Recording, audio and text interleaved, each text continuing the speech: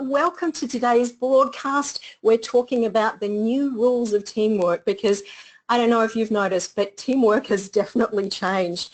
The majority of us now work across multiple teams and multiple organizations collaborating on more than one, multiple different teams every single day.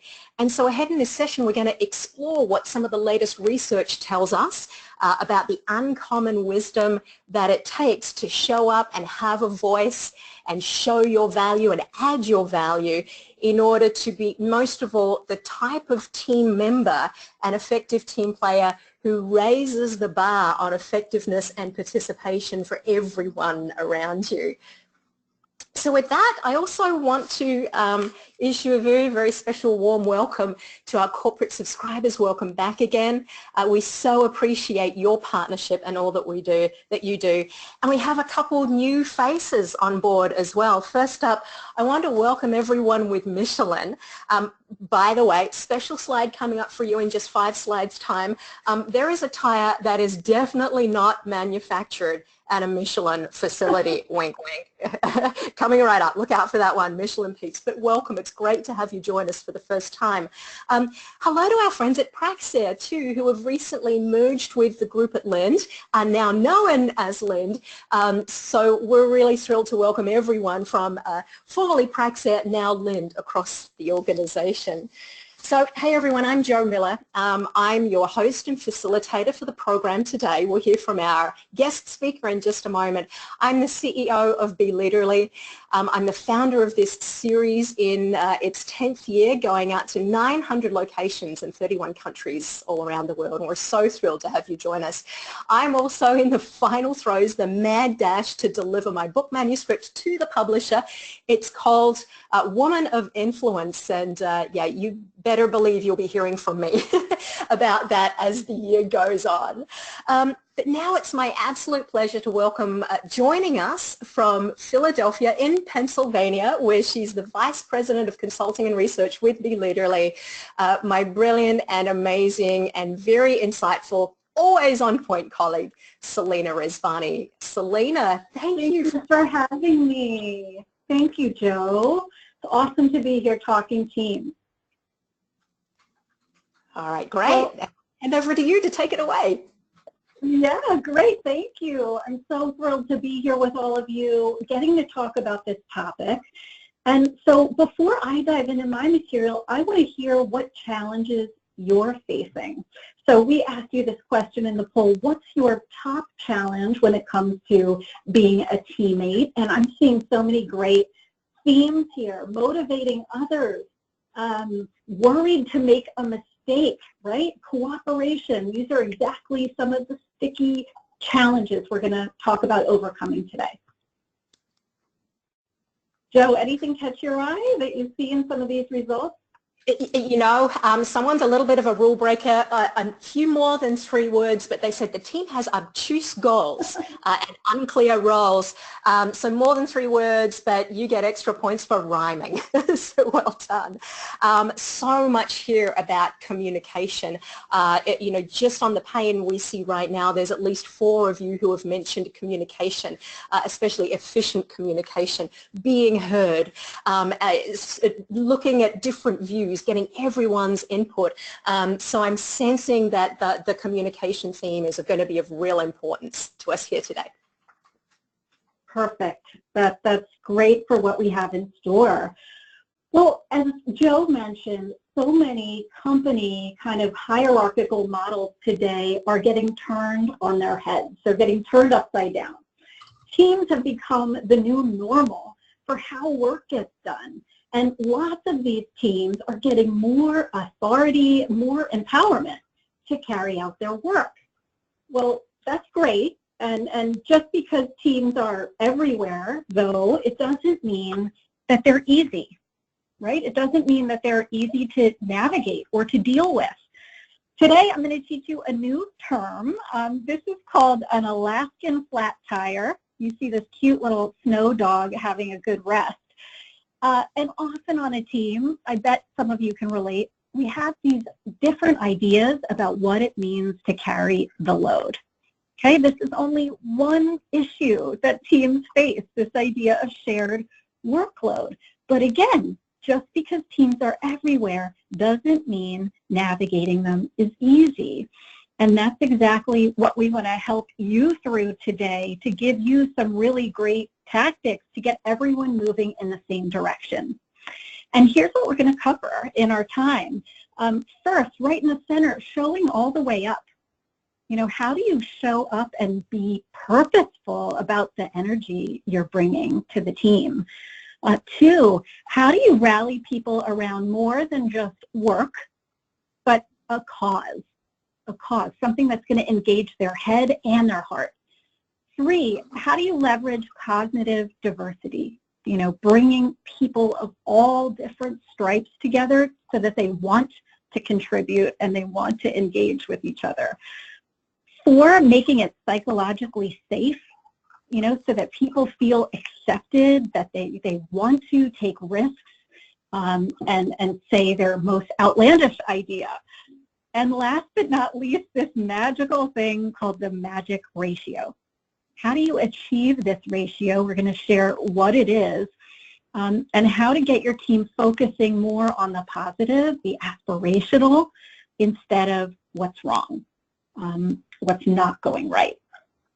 So with that, such a great model.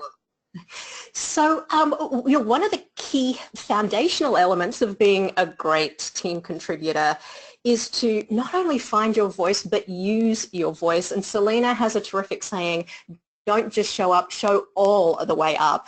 Selena, tell us a little more about what that can look like in practice.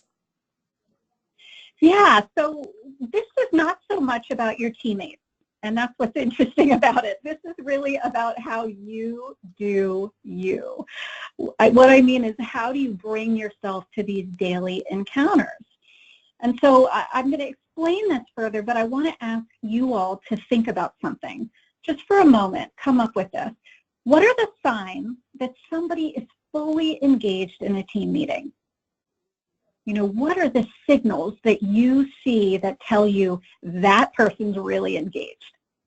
My guess is that as you think about this, it's not, oh, they always come up with the most brilliant idea, or, oh, they are the person who talks the most. But my guess is that it has to do with the fact that they go all the way up. And I mean that they generously commit to wherever they are. You really feel that sense that there's no other distraction, there's no other commitment in the world that exists but right now, this moment, this meeting, this encounter. And so what I want to encourage all of you to do is to RSVP to that team meeting and then show all the way up, to fully commit. And so if that means you need to do a little mental clearing to get ready, to get in the zone for that meeting, then do it. If you need to protect 10 minutes before every meeting to kind of mentally center yourself, then please do it. It will only serve you and your performance, the impression you're making in these meetings. This is a kind of a don't do, and I say it because it's become so much more common in the world today, but so many of us are on these remote team calls. And I want to say to be careful, to use judgment with the mute button.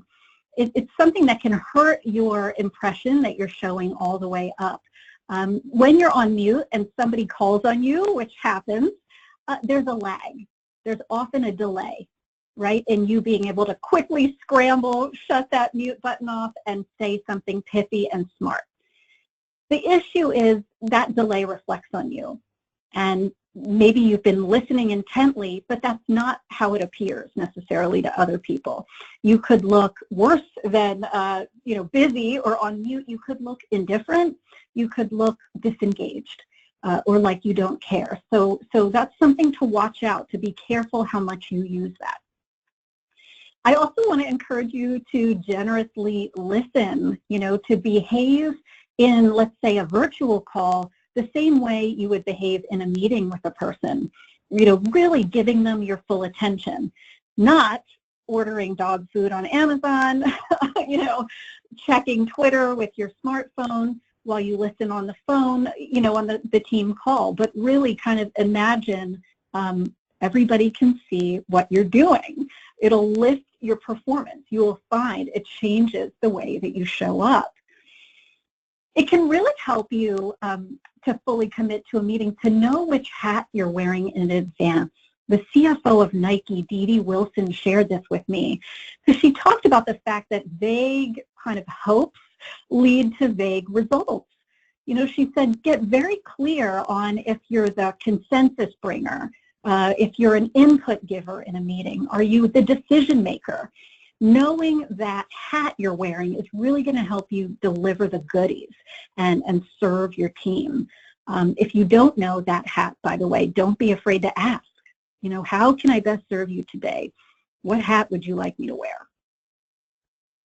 I also want to encourage you to keep things on track, to hold other people accountable.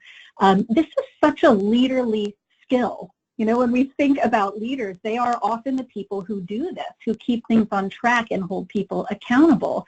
You know, you can say something as simple as, when the team is going off on a tangent, hey guys, that's really important, but for another day. You know, to bring it back to what's important. One other really important element of showing all the way up is, you know, having the courage to bring a strong point of view. Okay, to not bury your idea or your smart comment, you know, deep down, either buried in your brain or deep inside, you know, a long soliloquy. But to kind of propose it using very strong language. I propose, I recommend.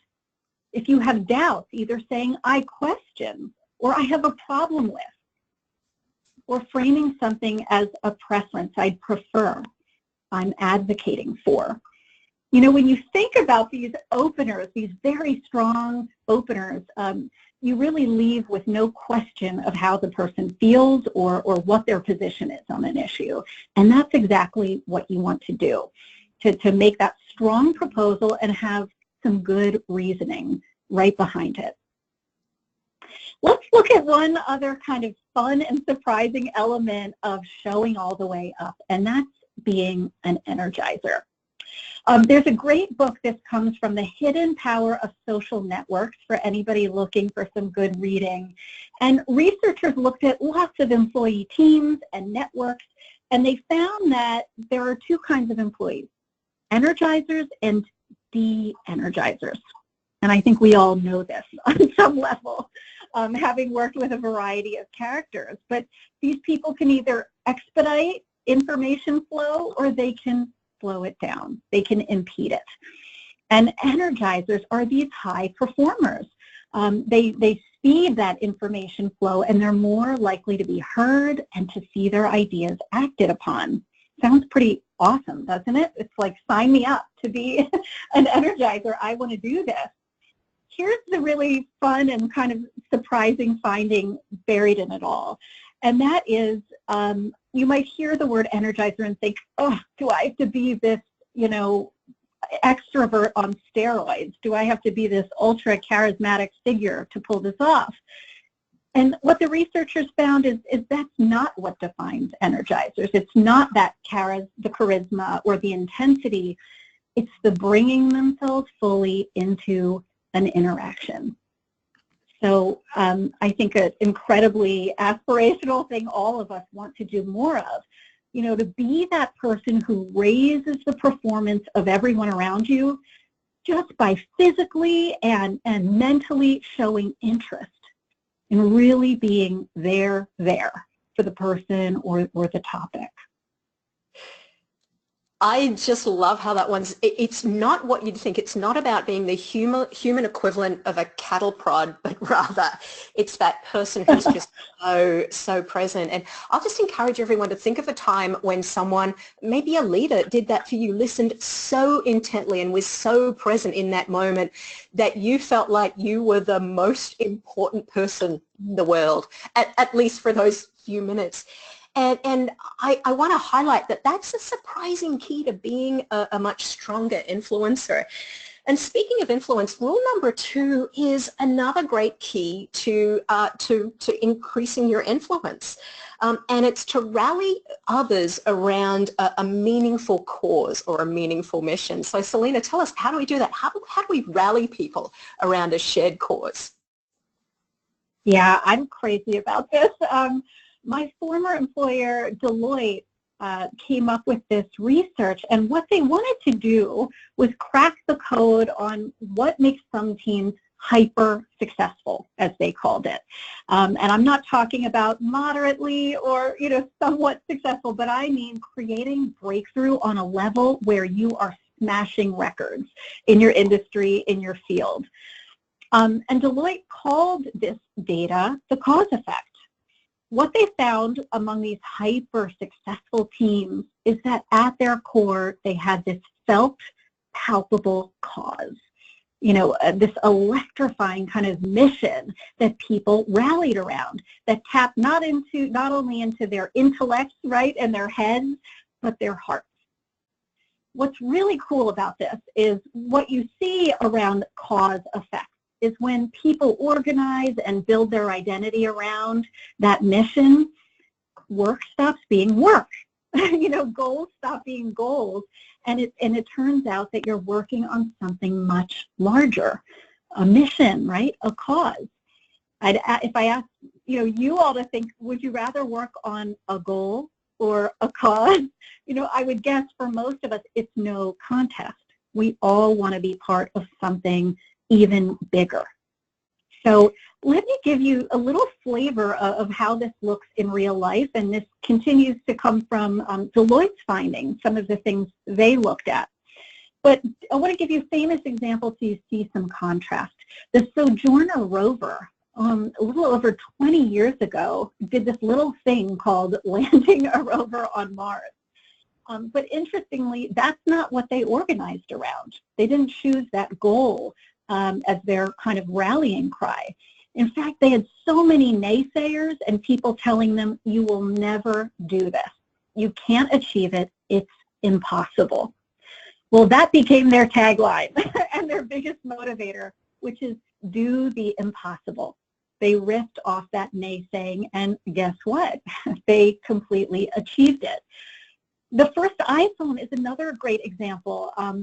Here Apple could have chosen to just enter the wireless phone market. Seems logical enough. But they took a different approach, a much loftier, aspirational approach. And that was to build a phone people will fall in love with. This idea of a PC and a phone in your pocket. And they pulled it off.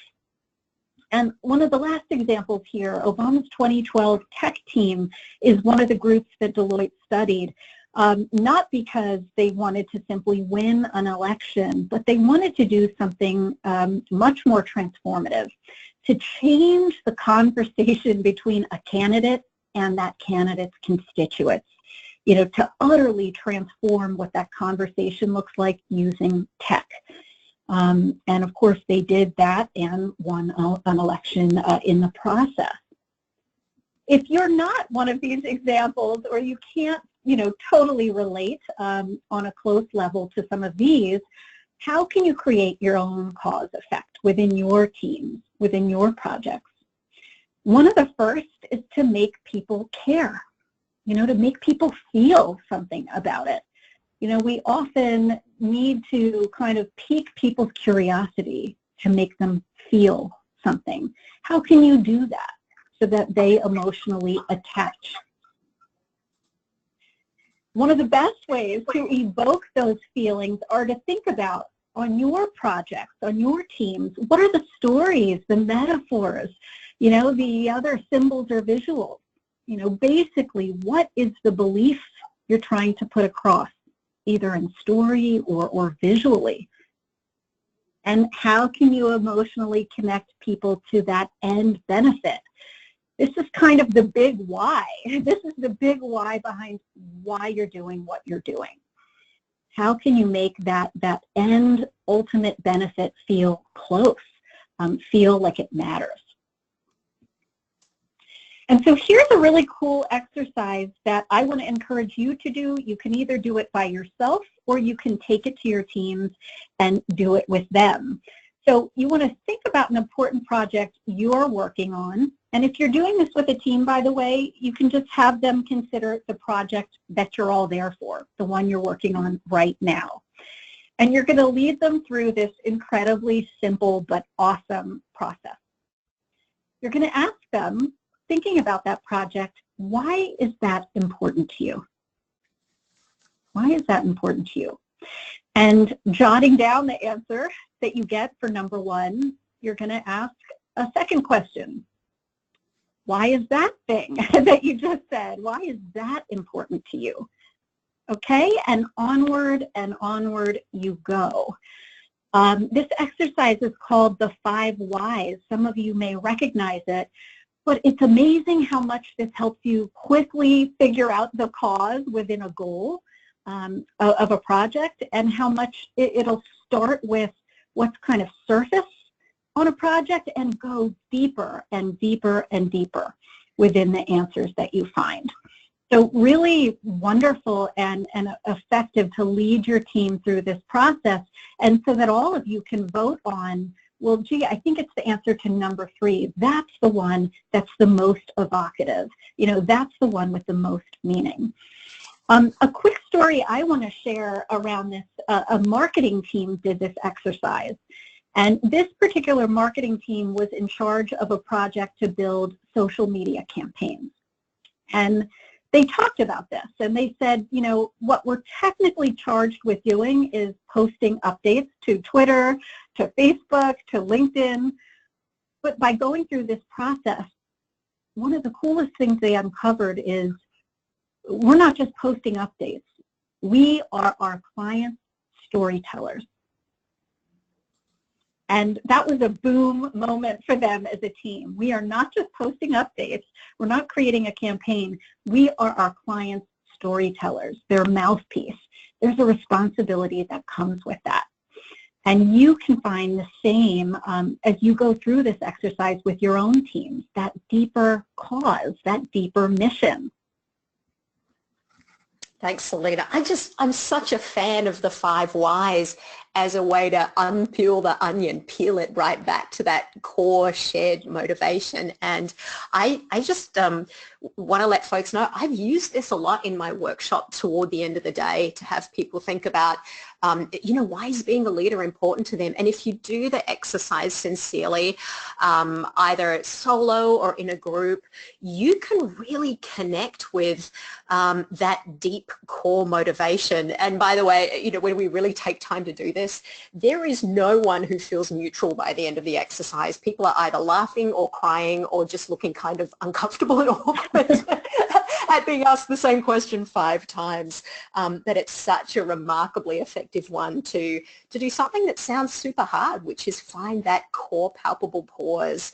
So thanks for sharing it with us as a group. All right, next up, I'm not going to introduce this one too much because it sounds a little mysterious. It's called Leverage Cognitive Diversity. So Selena, first, what the heck is cognitive diversity and how can we use it to the benefit of our teams? Yeah, this is, you know, something that you've probably heard in the following expression, which is 2 heads are better than 1. And that saying is 100% true. And I mean that according to science. Science has actually found, researchers, that teams are consistently smarter than the highest performing individuals in them. So 2 heads, 3 heads, 4 heads really are smarter than what one, you know, incredibly brilliant person can do and pull off. What's interesting is that that is especially true for teams who are diverse. And what I'm going to be focusing on in this particular section is teams who are diverse in either their personality or their work style, you know, their kind of favored default approach to getting work done. And so that's what's really interesting about this, the collective intelligence, right? The total smarts of a group increase as that group becomes more diverse. And I think we know on a common sense level, this makes great sense, that people with those different educations, experiences, backgrounds, training, life experiences would bring different takes to an issue. Here's the rub, and here's what I think is interesting is, Joe, you said this before. People often feel pressure to be the smartest in the room. I must show what I know. That's what's going to set me apart. But it's actually that ability to raise the collective IQ of the room, not just you, but the people around you, that makes you the most valued player. That's the difference. And this is a mind shift for most of us, to go from, let me get that A+ grade, which is a reflection on me, to how can I lift kind of the level that all of us are performing at. And so one of the most key things you can do here is to get in the habit of inviting people different than you to the table.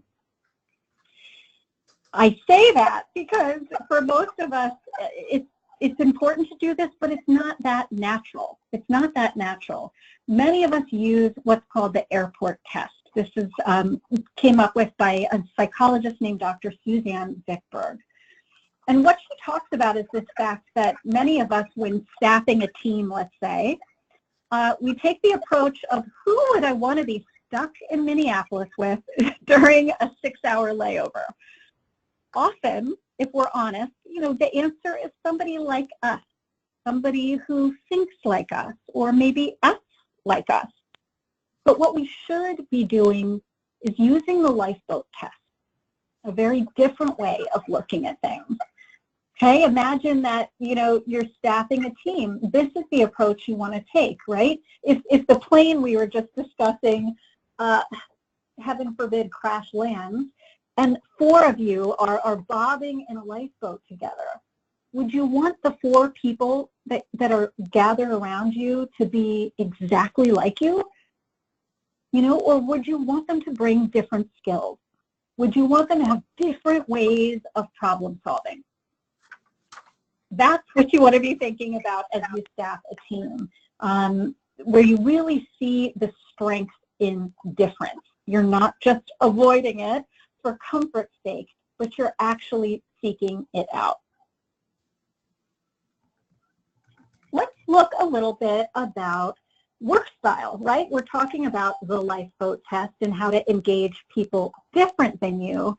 Well, we at Be Leaderly have come up with a system for identifying 4 of the most common work styles that we see across groups. And for the sake of today, I'm going to focus on the top 2 rows of loves and loathes, but we've included some influencing tactics for you at the bottom that you can use for future reference, how to influence most of these types. And so let's look at the first work style, right, that you want to be on the lookout for. And that's the explorer. Okay, as you think about this work style, what explorers love is what's fresh, what's original, what's novel and new. They love thinking in terms of ideas and possibility, and you will often catch them starting phrases with, what if? I can testify to that, being one of these explorers myself. What they don't like are to be deep in the details. They don't like being corrected on the rounding of, their spreadsheet or the status quo. They don't like the status quo so much because they're focused on the future. They also don't like naysayers, right? Because they're such idea generators. They don't want to be told, no, that'll never work. No, that's not how we do things around here. Let's look at our next type, which is the director. Usually, when you're in a meeting with a director, you know it. And you know it because they like to dominate. They have an interest and an appeal in being prominent within a group. They tend to be very results-oriented and have an eye towards efficiency, getting from A to B as quickly as possible. What they don't like, right, what they loathe tends to be what's touchy-feely, small talk, or not feeling like they're in the driver's seat. You know, lots and lots of levels of bureaucracy, let's say. Another important player in all of this is the analyst. And the analyst really is interested in what's practical, what's process-oriented, and bringing fairness, right, to those processes. They're very good, by the way, at bringing order to chaos and bringing that process orientation. What they don't like is incompleteness or just good enough standards. This is a group that likes to take a deep dive into the material, whatever it may be. So going at that superficial level is not going to do it for an analyst. They also don't like disorganization. They like things to have their place, as it were. And let's look at the last of this most common kind of work style. So you can be thinking about how to leverage this cognitive diversity. And that is the connector. This is the most people-oriented of all of the types, as you can see. They tend to love relationship building and finding a sense of belonging and meaning in their work every day. What they don't like, as you can guess, is communication that's either abrasive or dismissive. For connectors, they care as much, maybe even more about the how you say something, how you do something, as they do about the what you say or what you plan to do. So think about this. Take a moment to kind of place yourself and say, which of these sounds the most like me? It's not that you need to be all of one thing, but for most of us, there is one of these that dominates a little bit more than the rest. So a lot of people will ask, well, is there a best type on a team? Is there a best type to be, a best work style? And the answer is no. You'll see all of these bring a really important element to any team, a needed element, whether that is exploration and ideating or driving toward results or bringing some process and structure to what you're doing or connecting it to the people element, right? All of those things are important. No one's better than the other, but there is a danger when your team is kind of a monotype, when you're heavy on one work style. And what we tend to see in our work is that when you're heavy on the explorer type, remember that ideating type, you can be a little unrealistic if many of you lean in that direction, you know, to even be a little reckless with resources or budgets if your idea is going to change the next day. Okay, if your team is overrun by director types, you might see a lack of people buy-in, right? That human buy-in that makes me want to be part of something because there's such a maybe tunnel vision focus on execution and results. With analysts, one danger of having a team heavy on this is a slower pace. This is a group that is very considered.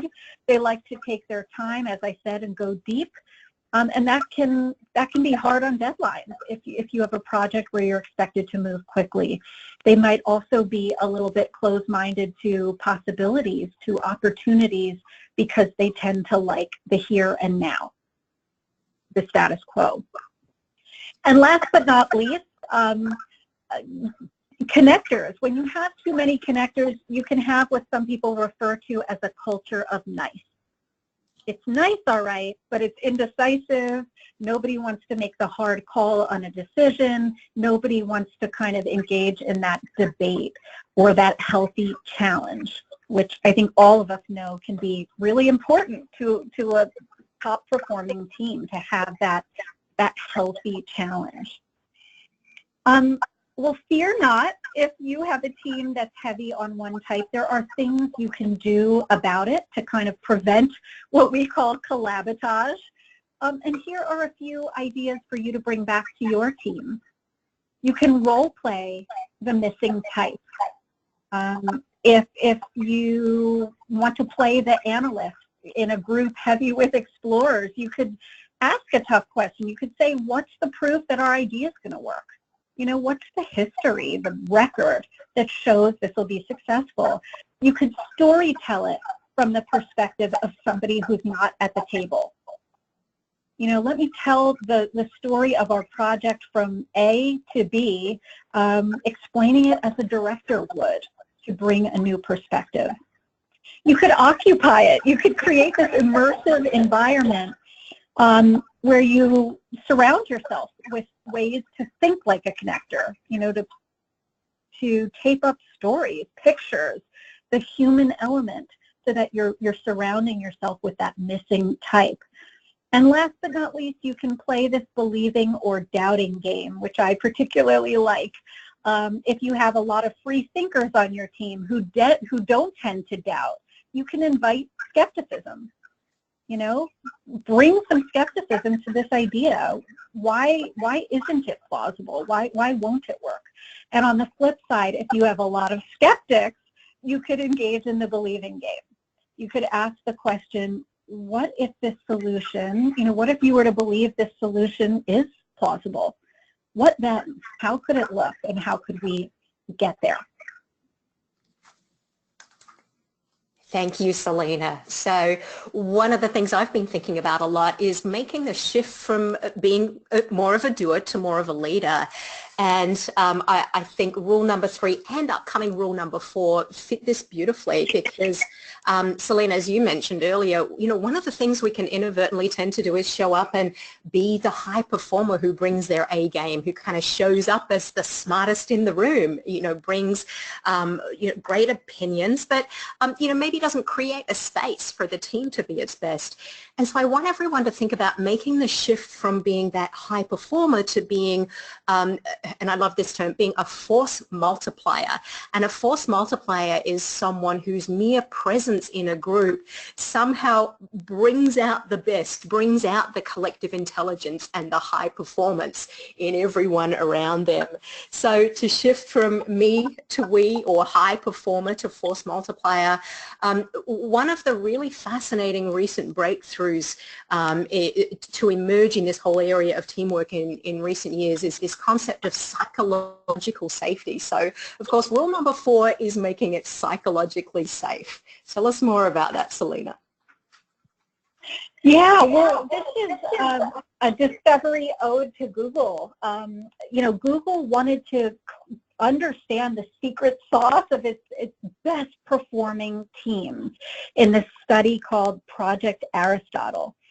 And this is what they found. The number 1 ingredient among their highest performing teams is psychological safety.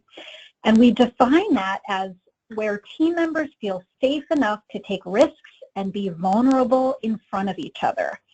You know, I think all of us can attest, if you've ever bitten your tongue and not spoken up when you had a really important idea to share, this is probably what was to blame, right? A lack of psychological safety. Can I really say it? And is it okay if I'm wrong? Can I take that risk? Lots of your teammates are calculating this right now. I can guarantee you they're calculating, is it safe enough for me to hazard a guess? And here are some ways you can support your teammates and set the example to make it safe. One is to make sure your team shares airtime, you know, that you are passing the mic around, as it were. Teams are more effective when they make equal contributions. That has been found time and again. So believe it or not, what you learned about in kindergarten about taking your turn is something you want to apply in your teams. You also want to frame work as learning. And this is hard to do in our world today because there's so much focus on execution and results. So instead of framing it as an execution issue, think about framing work as this learning problem. You know, you could say something to your teammates like, we've never been here before. We need everyone's brains and voices on the problem. You're kind of activating their thirst for completeness. You could also acknowledge fallibility AKA being human, right? And you know, being an actual human being. You can share your own lapses and judgments, your own mess ups. I miscalculated the timeline. What it really should be is X. Or team, I might miss something here. I really need to hear from you. Okay, it's one way to show we're all human. Last is to be a PQA, and that stands for a perpetual question asker.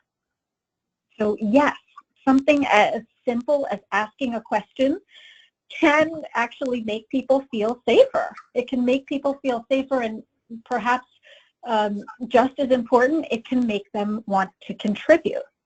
Okay, and these are a few of the questions I'm talking about.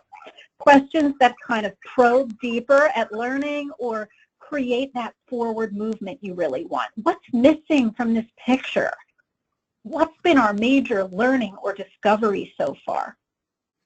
What's the next level of thinking we need to do? Remember, these all hearken to that idea of activating people's, you know, thirst for completeness, for mastery, and really getting the whole picture. It's not about getting it perfect. It's not about, you know, driving even faster towards the results, but about getting that complete picture. One of you in the community asked this question, and I noticed the question asked, how do you create more empathy within a team? And what a great question. Here's a quick exercise you can do that seems so simple on the surface, but it will engender that very empathy. And it's called the connector. So instead of doing an icebreaker, try this one day with your team. You simply ask people in a kind of roundabout to share a crucial task they had to leave in order to attend this offsite, this meeting, this phone call, this conference, whatever it may be that you gathered them there to do. You will be amazed at the results that this brings about. I've done this in workshops, and the energy in the room instantly changes. People will share very personal things. You might hear someone say, I missed a parent-teacher conference to be here. My home, which was damaged, is being rebuilt, and I can't be there because I'm here. I have a mountain of other work, but I'm here, right? You will hear people share all kinds of perspectives. And again, you'll be amazed at how it changes the empathy and the energy in the room. So try it out one time. Okay, great. So now we're at the final reveal, the magic ratio. Rule number 5, the magic ratio. What's this one all about, Selena? Yeah, talk about mysterious, right? This is kind of a funny term. But again, what we can learn from some of the top researchers on teams is that top performing teams consistently have 5 positive comments for every 1 criticism or quote unquote negative comment. Isn't that interesting that the best performing teams tend to say more positives than negatives? And guess what? For poor performing teams, you see the inverse effect, where you'll see something like 1 positive for every 3 negatives. Knowing that, our advice to you is to take people at their word. You know, to speak well of people and not triangulate, you know, and make kind of threesomes within your team where you're explaining why this person isn't doing a good job, but to speak well of others and to address it to people's faces, of course, if you have an issue. To call out what works, to focus on what's going right. Because I think a lot of us know that can be a simple but really motivating thing. Another way that you can create some of these positive interactions is to encourage more. Isn't that a simple thing? You know, just to encourage more, to catch people doing good on the job and to call it out, to appreciate more. And I'm a big fan of appreciating in a way that people can replicate that behavior. So instead of, hey, thanks for being so helpful, Joe, which is hard for Joe to, you know, replicate that again, how about being specific? I really like it when you challenge us to take a step back and see the bigger picture. It really helps us as a team. Help them replicate that great behavior. Recognize and fist bump more, and of course celebrate and celebrate the wins, even the small ones. Thank people more for effort, not just for results, but when you see somebody truly, truly trying. One other way you can achieve this and get those positive interactions flowing is to be a reframer yourself. It's well known in psychology that we as humans, we react differently to the same exact thing depending on how it's presented to us. So if it's presented as a win or if it's presented as a loss.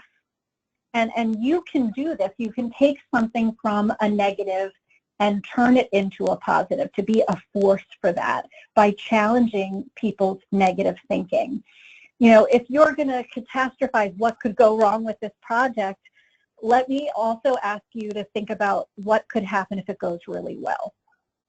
Okay, that's a simple thing you can do to bring some balance. If a teammate is talking about what's negative, what's wrong, how can you help them find the silver lining that's there? I know our project got off track, but in the end, our idea is now better than it was when we started. And don't be afraid to bring some humor. Even light jokes tend to be contagious. I think we all know that, and it builds those positive emotions time and again. So we've looked at 5 rules together of teamwork, and I hope you'll use these from showing all the way up, really completely bringing yourself to interactions, to rallying people around that cause or mission, leveraging difference and cognitive diversity, making it psychologically safe and more familiar on your team, and using that magic ratio to make that positive cascade, so everybody feels it. These are really 5 ways to keep earning your leadership every single day. Here's the kind of final thought for you. Most of us, when we think about team meetings, we think about it being this gathering of a couple people. Maybe it's been arranged, maybe it's by chance. But what it really is, in fact, is that ongoing audition for the job you want. Your reputation, as one leader told me, gets to the next place before you ever do. So today's really been about finding that inner rock star and teamer in you so you can live these principles, and I hope that you will. Thanks, Selena. All right, everyone, we'd love to hear from you. So our final poll is active now. If you had the browser open, you can just go there and refresh. You'll find this next one up, but we want to hear from you. So as you unleash your inner teaming rock star, weigh in and let us know. So which of these did you like? Which one will you use and work on first? By the way, I have to share, I was following the Twitter feed, and Jose has by far been our most prolific tweeter. But before Selena even shared the magic 5-to-1 ratio, he complimented you on your PowerPoint slides and how they always look so great, Selena. So I love it. It's already using the magic ratio. So folks, again, open up whatever device you have at hand. Visit polev.com/leaderly and let us know which of our 5 rules are the ones that you're going to take on and work on. But with that, while we wait for your responses to come in, we're going to go to Q&A. And Selena, first up, we have a terrific question from Laura, who's thinking about a team that has a diverse range of personalities. So she said, what are some communication tips to use in this very diverse makeup of a team with, varied styles and personalities, with the goal that everyone can have a voice and everyone can be heard? Ooh, I love that question. And one of the easiest ways you can make sure everyone's heard is to build in some round robins. So you could give maybe some of your more introverted folks or folks who like to prepare some notice. You can say, come to the meeting with 2 ideas for X, okay? Or at the end of a meeting, you could ask everyone to go around. What's one concern you have about our initiative, and what's one thing that you think shows promise?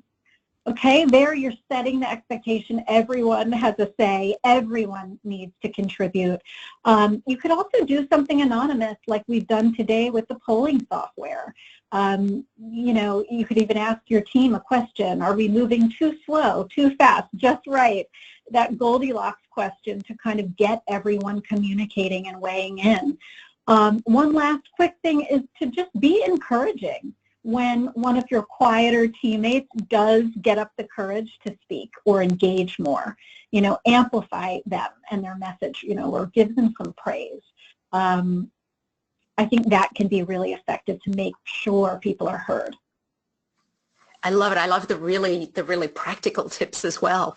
So next up, before we hear Julie's question, Selena, it looks like we have a bunch of poll results coming in. So if you feel ready, go ahead and unveil. I'll let those sink in for the next minute or so. But Selena, Julie has asked a great question here too. So what are some key things that you can do to work as a team, but at the same time still get recognized for your own individual contributions?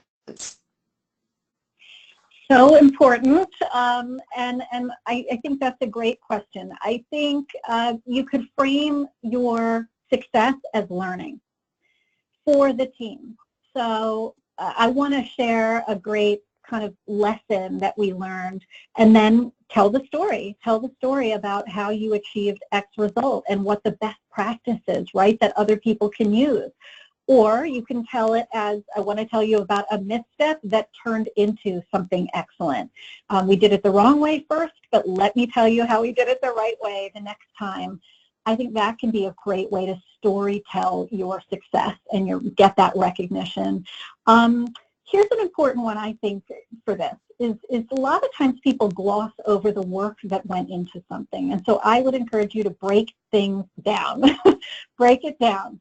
If someone says, you know, go ahead and put this PowerPoint together and you did it, when you introduce the presentation, give a little recap. Say, this is the culmination of input from 3 different department heads and research on 4 of our competitors. You know, and I did a pricing analysis that went into it. You know, give yourself credit. So introduce things with a little more weight than just, here's what I came up with. That's another one. Hey, terrific. How about this? There's one more question I'd love to get to. Selena, do you think you could go with like a super quick 30-second answer and at the same time share our recommended reading up on screen? Yeah. That would be great. And by the way, I just want to acknowledge all our show all the way uppers as our most voted for answer to the poll. All right, so Maria has asked, what can you do in order for the team to stay on task even if things are running behind schedule? Any quick tips for Maria?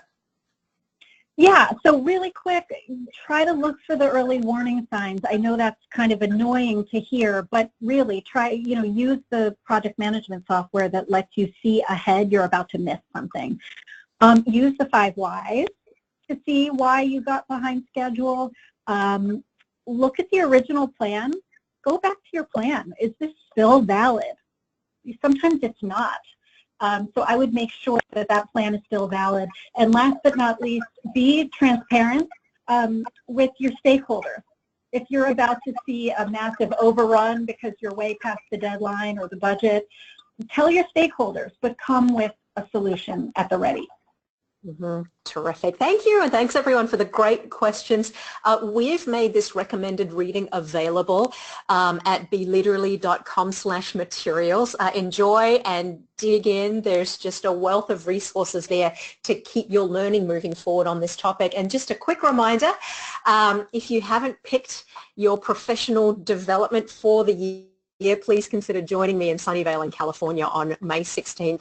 You can learn more at beleaderly.com/TTL and mark your calendar for our next program. It's all about work-life balance and all that we juggle, and we'll be featuring 3 amazing leaders from our webinar community, our webinar coordinators at some of our key and most long-running corporate partners. So you can get a copy of the slides by sending a text to 444999 and text the word Leaderly to 444999 for the slides and the resources, and to stay in touch with us via the newsletter. So we have a final parting truth bomb for you, and I am very inspired to share a comment that comes from Pam Stewart, a Senior Vice President of Retail Sales at Coca-Cola. She was one of our previous webinar speakers. She said, when you shift your mindset from me to we, everything changes. She said, if you aspire to lead boldly and courageously, this right here is the most powerful shift that you can make. Shift from me to we. Love it. And let me add to that list to say my own parting truth bomb comes to us from Tara J. Frank, Be Awesome. What a great leader. And she talks about this idea of lead from where you are with everything you've got. Talk about showing all the way up, right? I think that's the way to lead all the way up and show all the way up. So I'm hoping you all want to dig in even deeper today to this topic and how to set yourself apart as a teamer. So we have some discussion questions for you, beginning with which exercise are you going to try first? Is it going to be the 5 whys, the connector to build that psychological safety, or the 5-to-1 ratio? 2, what do you notice about some of the team norms within your own organization? What's a norm that's stated and what's one that's less explicit? 3, what's your primary work style and what's the work style of most of the teams that you work on, or the teams you work on most often? For most people, those don't match up perfectly. And last, 4, when you've been staffed on a new team you didn't know well, how have you typically shared your expertise? What's one change you could make to show others more of what you know? Thank you, Selena. Thanks for a terrific program. So enlightening, so full of incredible practical nuggets. So we've had our 5 whys, our 5-to-1 ratio, and the 5 rules. So folks, we're going to leave you with a sparkle fist bump and a number 5. We so look forward to seeing you back here next time. Thanks, everyone. And here we go on a count of 3. 1, 2, 3. A fist bump and some sparkles and a big number 5. Cheers, everyone. Take care. Goodbye. And we will see you next time. Bye now. Bye, everybody. Thank you. Thank you.